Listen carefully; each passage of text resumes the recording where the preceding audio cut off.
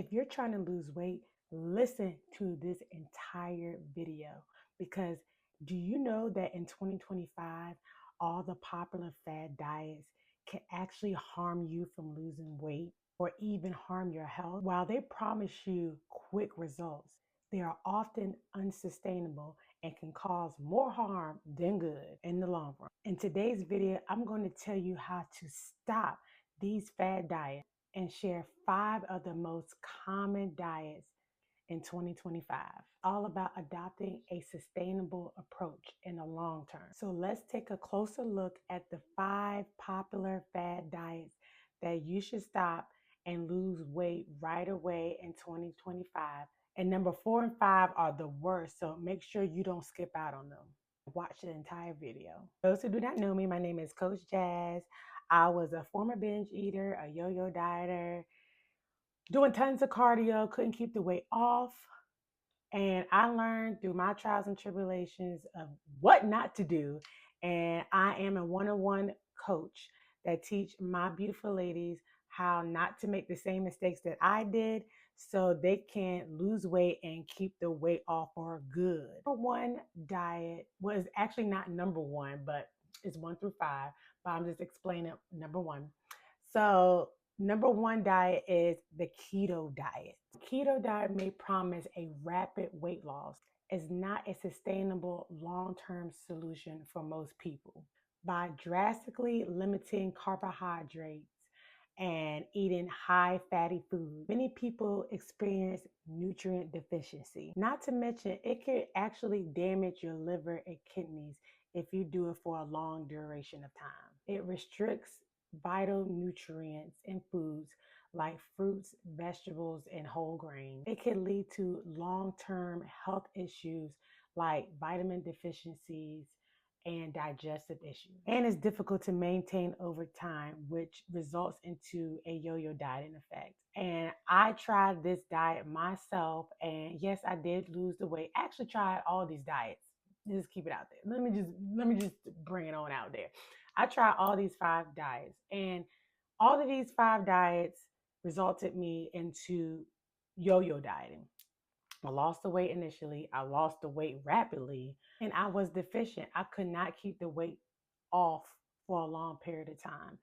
And I was lacking nutrients. I had digestive issues. I was TMI constipated. So this diet is not sustainable long term.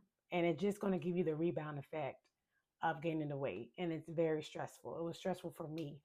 So the keto diet is definitely one of those diets that you should avoid. Number 2 is the detox diet. So detox diets often claims to cleanse your body, to remove the toxins out of your body. And it's usually through fasting or liquid diets for you to cleanse your body. Truth is, your body already has an incredible system to flush out the toxin. The detoxification process is through your liver and kidneys. So these diets are unnecessary and can be very harmful for the body. This diet is very restrictive, which causes nutrient deficiency through a long duration. The body's natural detoxification process, like I mentioned about the kidneys and liver, it already works on its own. So you don't need any special liquids or juices or cleanses to detox your body.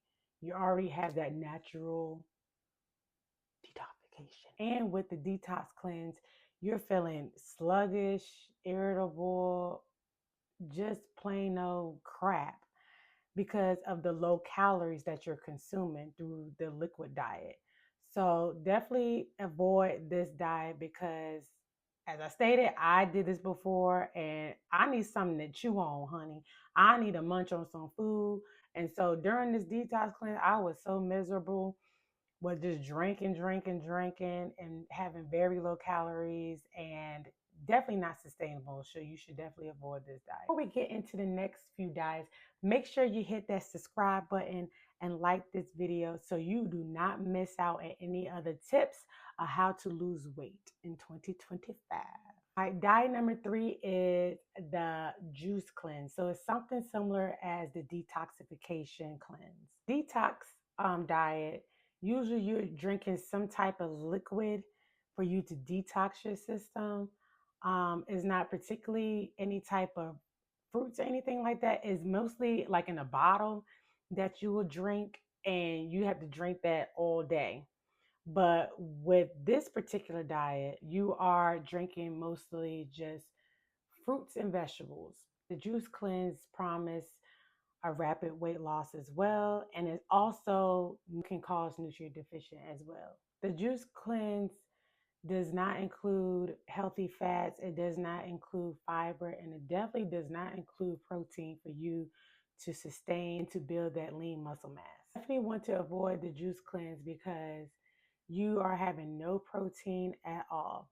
And we all know that protein helps you build muscle, it helps you boost your metabolism, and protein keeps you satiated for a longer period of time, which avoids you from getting hungry.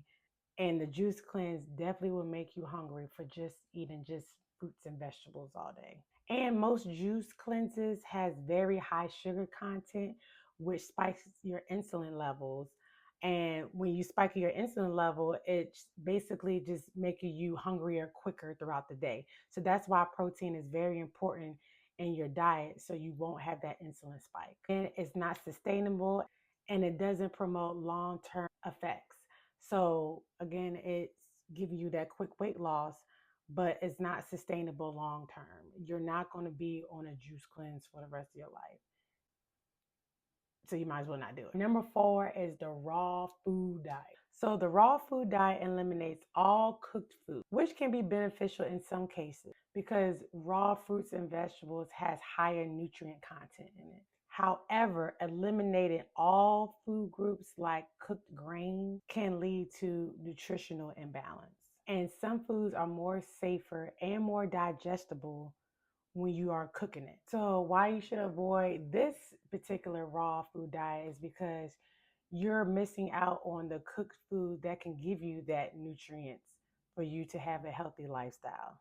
It can be hard to get in that nutrients and calories when you're on a raw food diet. So cooked food is definitely a little bit more easier for you to get in those calories and those nutrients. And it can also lead into calorie deficiencies when you don't include cooked foods in your diet. Some foods like beans and potatoes can be toxic eaten raw, requires cooking to be safely consumed.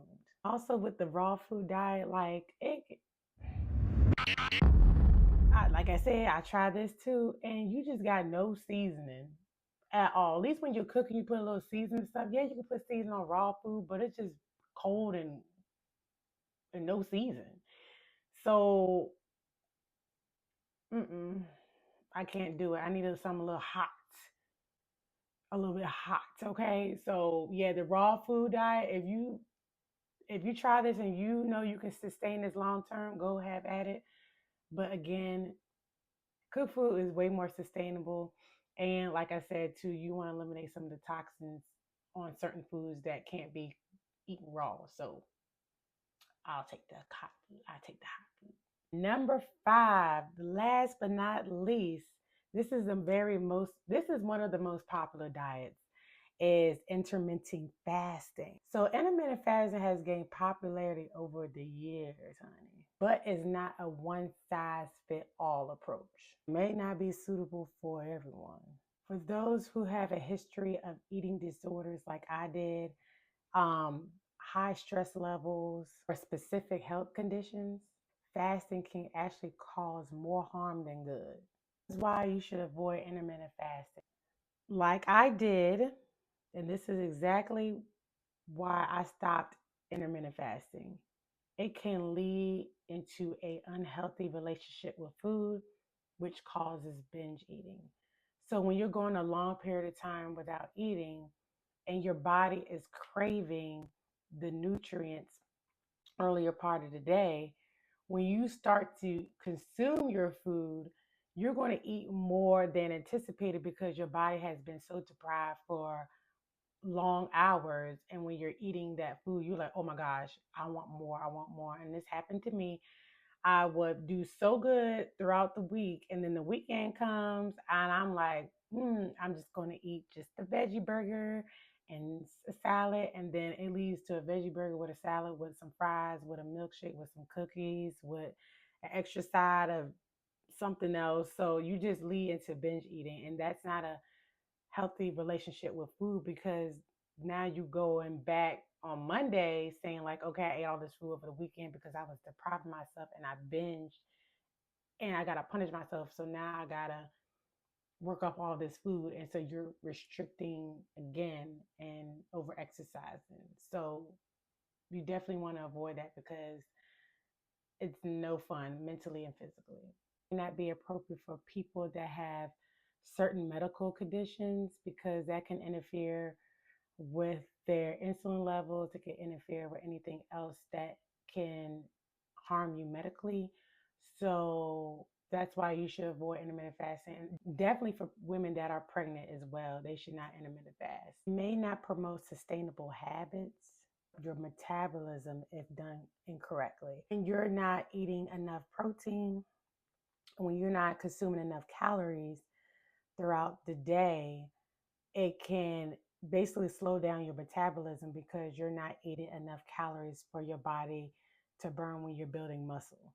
So some people, when they do intermittent fasting, because they do eat that one meal, they're probably not eating enough calories if they're not binge eating. And then I'm not saying don't binge eat, I'm not saying that. But when they are consuming fewer calories, it can mess up your metabolism in that way too. So you definitely don't want to come on to that approach.